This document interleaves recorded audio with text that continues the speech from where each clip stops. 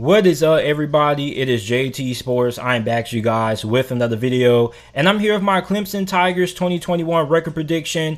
Going to be giving you guys my best case scenario, my worst case scenario, and my overall record prediction for Clemson football this upcoming college football season. Now, before I get into it, make sure that you guys like the video and subscribe to the channel because I upload NFL videos and college football videos daily. Now, when you look at Clemson, we obviously know that this is one of the best teams in all of college football. But they're going to be having a new face at quarterback, and that guy is going to be DJ Uyunglele. Now, DJ Uyunglele isn't really a new face per se because he did start a couple of games last year when Trevor Lawrence had to sit out due to COVID, and this guy balled out. Now, I don't believe that he is going to be a drop-off in any sort of way or fashion from Trevor Lawrence. He should pick up from where Trevor Lawrence left off last year, and I think that he's just as good as Trevor Lawrence. If not, he could be better because he has a stronger arm than Trevor. Now, that may be a hot take. I don't really think it's a hot take. I think it's pretty fair to say that DJ should not be a drop-off from Trevor. I think he should be just as good. If not, he does have the potential to be better with how strong of an arm he has. Now, you lost Travis Etienne as well, who also got drafted by Jacksonville. Now, I don't really know who's going to end up starting at halfback for Clemson from what I've been reading and the reports and articles I've been reading about the halfback position for the Tigers. It pretty much is going to come down to, a committee for the first couple of weeks, and then I'm guessing that they're probably going to roll with the guy who has the hot hand near the end of the season. But they have a lot of talent at running back, so talent definitely isn't an issue there. It's just the issue of who's going to end up starting, because when you have so much talent there, normally these position battles don't get decided until the last minute. Now, the offensive line is really good. This defense is also really good. This defense probably could be the best in all of college football this year. You have tons of depth, tons of talent at defensive line. I like their secondary. Their secondary, I feel, was a little bit inconsistent at times last season, in my opinion. But this defense overall could be the best in all of college football. If not, at worst, they should be top 10 at least. Now, Clemson starts their season off with a bang. They're going to be playing Georgia. Now, before I dive into this game a little bit, I want to come out and say, disclaimer, I'm not a Georgia Bulldogs fan, and I'm not a Clemson fan. I don't have any biases towards any of these teams. I'm not being a homer, and I just say that because I noticed with me starting to talk more about college football, people start to infer that you're like a fan of a team when you choose them to win a game, or if you choose the other team to lose or something like that. So I just wanted to clear that misconception out there so we don't have anybody in the comment section going crazy that I'm being a homer. But this is a really big game. Okay, you have two of the best teams in all of college football. Georgia is the favorite in a lot of people's eyes to win a national championship this year. A lot of people feel like Clemson also could be competing against Georgia in the national championship game this year as well. So we're pretty much getting a way too early national championship game, it seems like, since these are the two teams everybody pretty much has predicted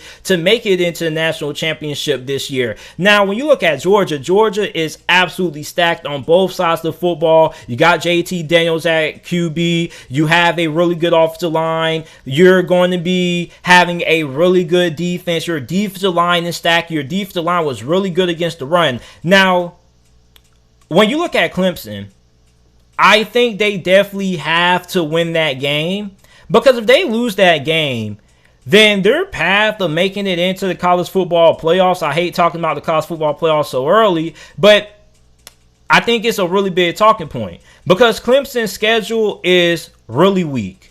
Okay, after this Georgia game, you don't play anybody that's remotely close to being as good as you, and you're pretty much, if you're a Clemson fan, you're going to be crossing your fingers that you play a team that somehow is able to rise up in the ranks and somehow is able to be ranked this year. It can give you a good game, because for Clemson, you don't get tested all that much. I don't think Clemson has been tested in the ACC for a very long time.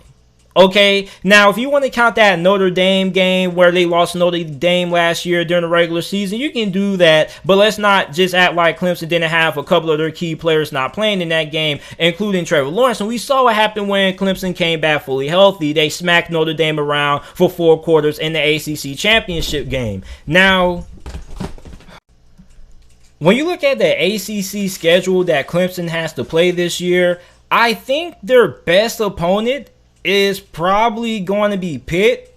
Pitt should have a really good defense. Their offense should be pretty solid. I think Pitt is a little bit slept on, but other than that, I don't really think there's going to be any team really that can give Clemson a legitimate challenge this year in the ACC, at least maybe until the ACC championship game this year, depending on who ends up winning the Coastal. So other than Pitt, I mean, I don't really think there's a team that can come remotely close to, giving Clemson a run for their money. And I don't really think there's a team on this schedule that really could end up proving to be a great win for Clemson in terms of, ranking top 25 wins and whatnot, unless, somebody just comes out of nowhere, which I don't really see that happening. So overall, my best case scenario for Clemson is 12-0.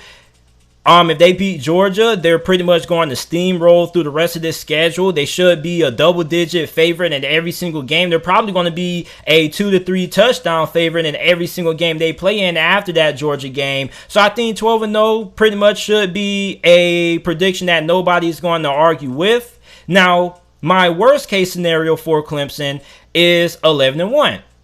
11-1 being that one lone loss comes to Georgia. Now, this is something that I think is going to have major implications on how the rest of the season is going to be viewed upon for Clemson. Because if you lose to Georgia and you don't have any other good teams left on your schedule, how are you going to make an argument to the committee that you deserve to be in? Now, we know that Clemson is one of the best teams in college football. We're going to give them the benefit of a doubt, but still, the resume somewhat has to be there. So if you're a Clemson fan and you lose to Georgia, you're probably going to have to hope that, maybe you face another top 25 team on the schedule, and then hopefully you face a pretty good team in the ACC championship game. Rather that ideally be UNC, or rather that be Miami. Those are the two favorites when it comes to popular picks when it comes to winning the Coastal this year. So for Clemson, worst case scenario, 11-1, loss to Georgia. You're hoping that doesn't happen if you're a Clemson fan. And then my overall prediction for Clemson is going to be 11-1. I think Clemson will lose to Georgia. Like I mentioned earlier, I'm not a Georgia fan. I have no biases towards Georgia. I'm not a homer. I just think Georgia is really stacked this year. I think Georgia overall is the most talented team in all of college football. They pretty much have no weaknesses, no question marks. And if they did have a question mark after spring, it's already been addressed via the transfer portal. I mean, you got Reed Gilbert. You got a former cornerback from Clemson who was really good. Now he's on Georgia. I mean, Georgia's stacked, man.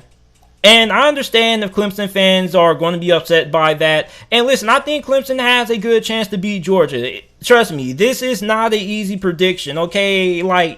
I really think the game can go either way. I think both of these two teams are really good, but I just look at Georgia this year, and I think Georgia just has something special brewing.